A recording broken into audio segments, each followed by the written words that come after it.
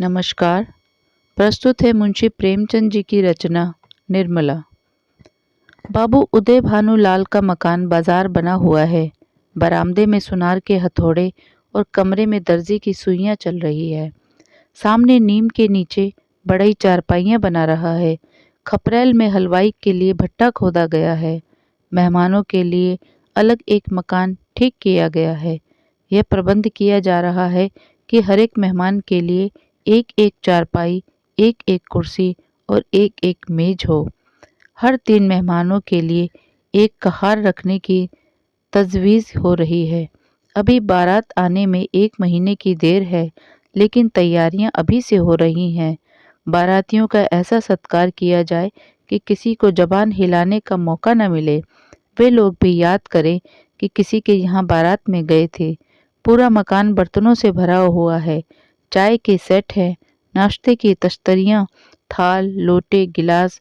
जो लोग नित्य खाट पर पड़े हुक्का पीते रहते थे, बड़ी बड़ी तत्परता से काम में लगे हुए हैं।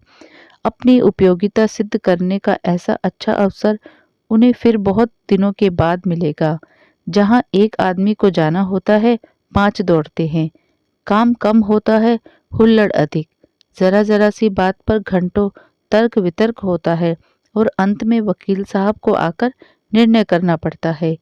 एक कहता है ये घी खराब है, दूसरा कहता है इससे अच्छा बाजार में मिल जाए तो टांग की राह से निकल जाऊं, तीसरा कहता है इसमें तो हीक आती है, चौथा कहता है तुम्हारी नाक ही सड़ गई है, तुम क्या जानो घी किसे कहते हैं। जब से यहाँ आए हो घी मिलने लगा है, नहीं तो घी के दर्शन भी न होते थे। इस पर तकरार बढ़ जाती है और वकील साहब को झगड़ा चुकाना पड़ता है। रात के 9 बजे थे। उदय भानुलाल अंदर बैठे हुए खर्च का तखमीना लिख रहे थे। वह प्रायः रोज ही तखमीना लगते थे, पर रोज ही उसमें कुछ न कुछ परिवर्तन और परिवर्धन करना पड़ता था। सामने कल्याणी भौहें सिकोड़े हुए खड़ी थी। बाबू साहब ने बड़ी देर के बाद सिर उठाया और बोले, 10,000 से कम नहीं होता, बल्कि शायद और बढ़ जाए। कल्याणी, 10 दिन में 5 से 10,000 हुए, 1 महीने में तो शायद 1 लाख नौबत आ जाए।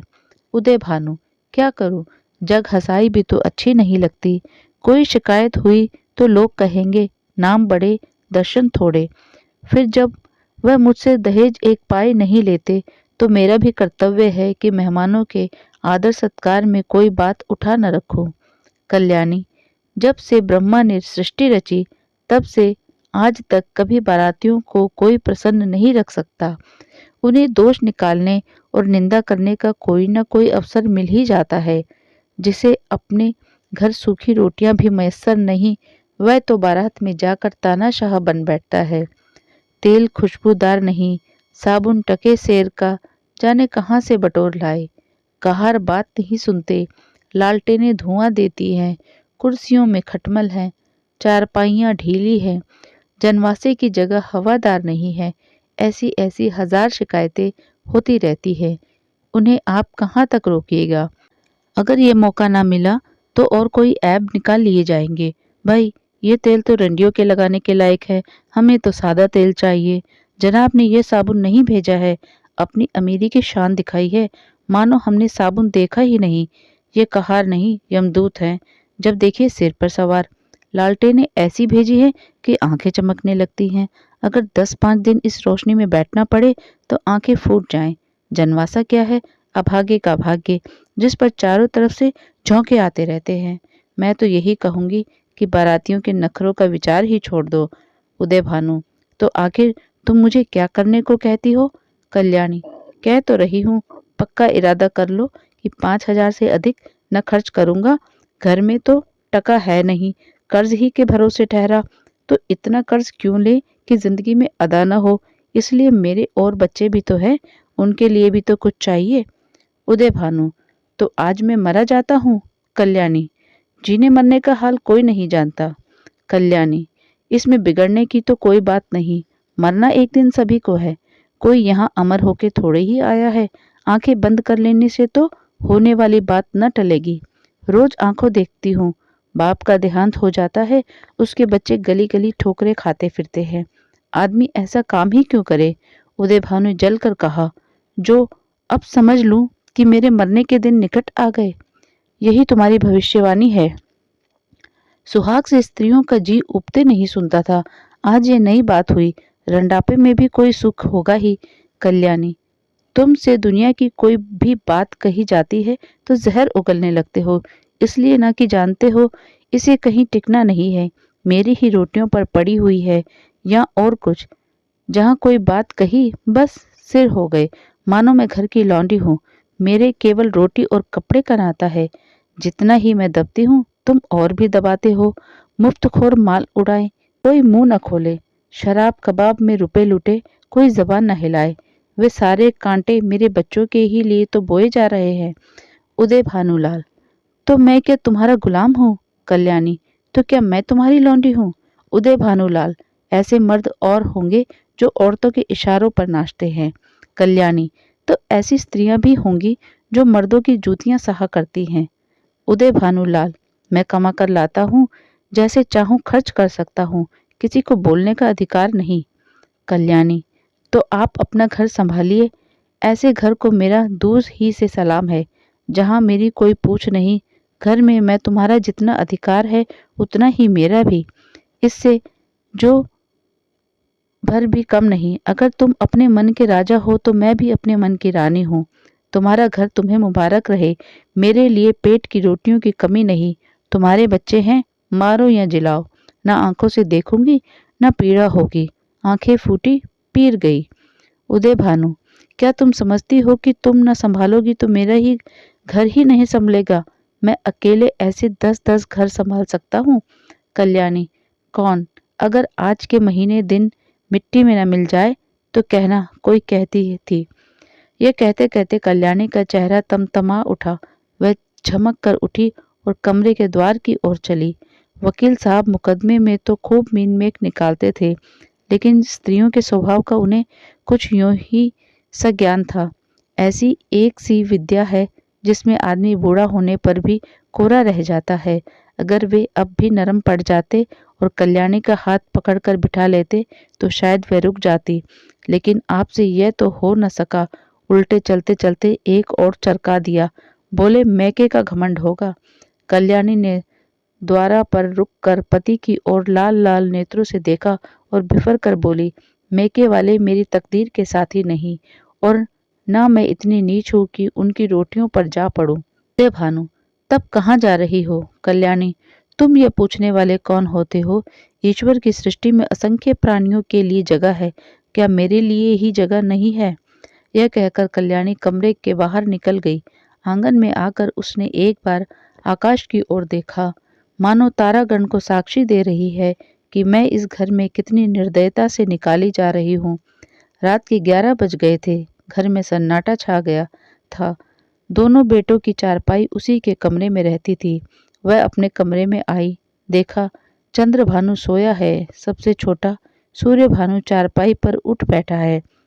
माता को देखते ही वह बोला, तुम कहाँ गई थी अम्मा? कल्याणी दूर ही से खड़े खड़े बोली, कहीं तो नहीं बेटा, तुम्हारे बाबूजी के पास गई थी। सूर्य, तुम तली दई, मुझे अकेले डर लगता था। तुम क्यों तली दई थी बताओ? यह कहकर बच्चे ने गोद में चढ़ने के लिए दोनों हाथ फैला दिए।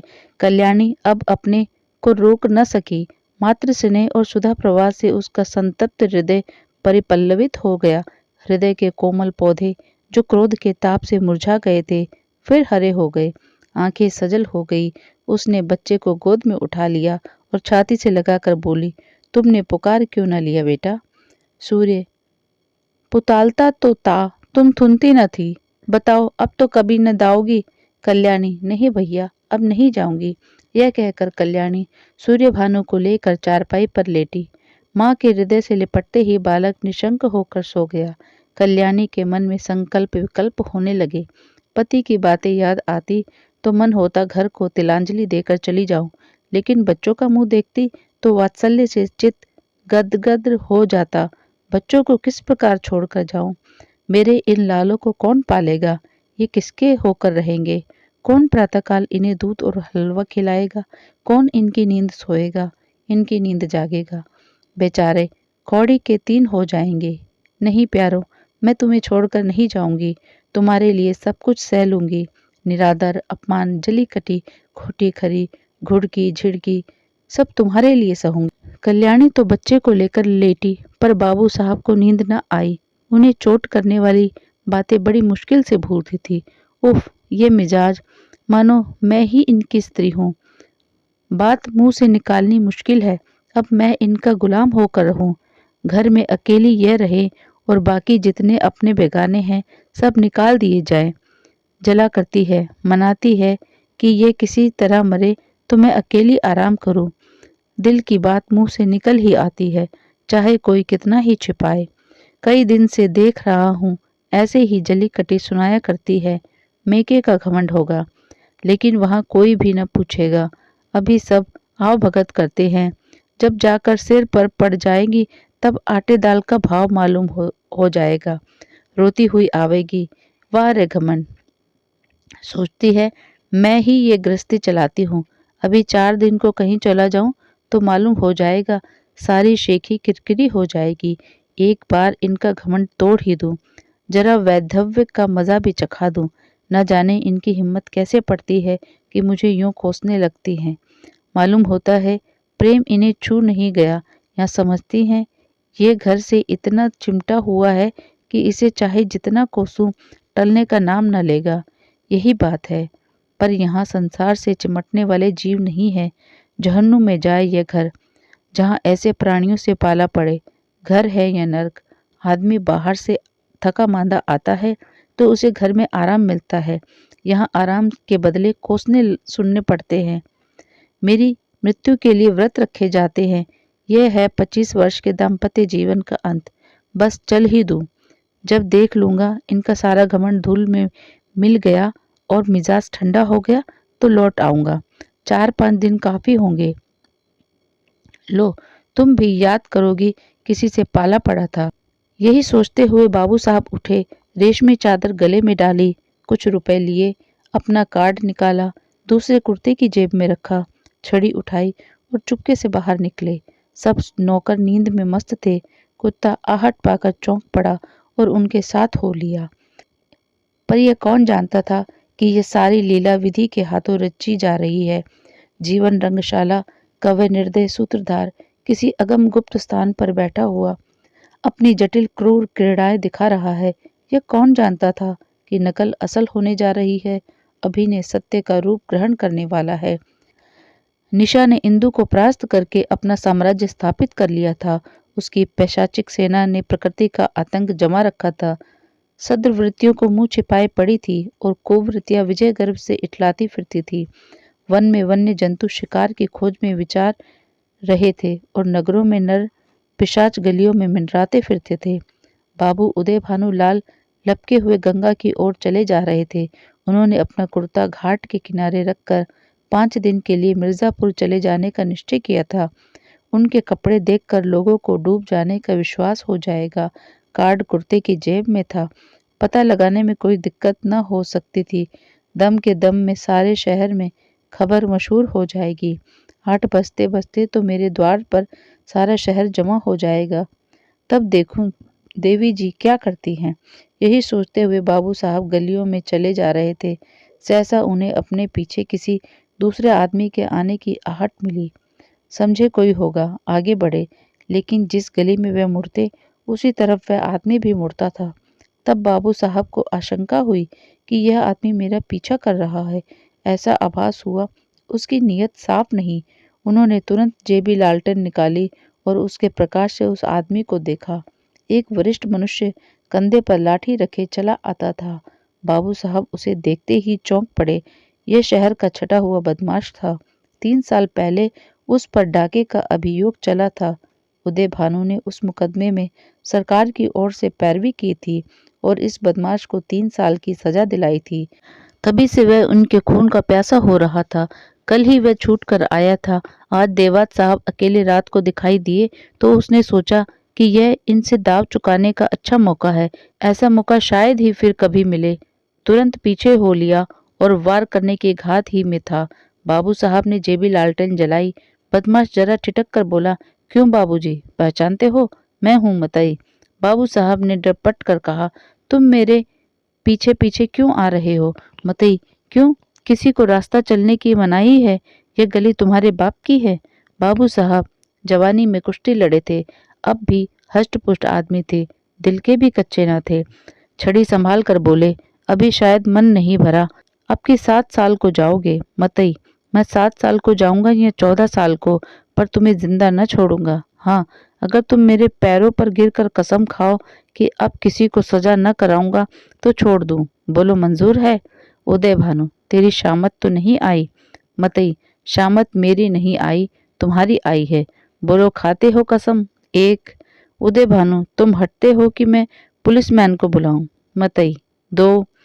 उदय भानु गरज कर, हट जा बदमाश सामने से। मतई, 3। मुंह से 3 शब्द निकलते ही बाबू साहब के सिर पर लाठी का ऐसा तुला हाथ पड़ा कि वह अचेत होकर जमीन पर गिर पड़े। मुंह से केवल इतना ही निकला, हाय, मार डाला। मतई ने समीप आकर देखा तो सिर फट गया था, खून की धार निकल रही थी, नाड़ी का कहीं पता न था। समझ गया कि काम तमाम हो गया। उसने कलाई से सोने की घड़ी खोल ली, कुर्ते से सोने के बटन निकाल लिए, उंगली से अंगूठी उतारी और अपनी राह चला गया, मानो कुछ हुआ ही नहीं। हाँ, इतनी दया की कि लाश रास्ते से घसीट कर किनारे डाल दी। हाय, बेचारे क्या सोचकर चले थे, क्या हो गया? जीवन तुमसे ज्यादा आसार भी दुनिया में कोई वस्तु है? क्या वह उस दीपक की भांति ही क्षणभंगुर नहीं है जो हवा के एक झोंके से बुझ जाता है? पानी के एक बुलबुले को देखते हो, लेकिन उसे टूटते हुए भी कुछ देर लगती है। जीवन में उतना सार भी नहीं, सांस का भरोसा ही क्या? इसी नश्वरता पर हम अभिलाषाओं के कितने विशाल भवन बनाते हैं, नहीं जानते नीचे जाने वाली सांस ऊपर आएगी या नहीं, पर सोचते इतनी दूर की हैं मानो हम अमर हैं।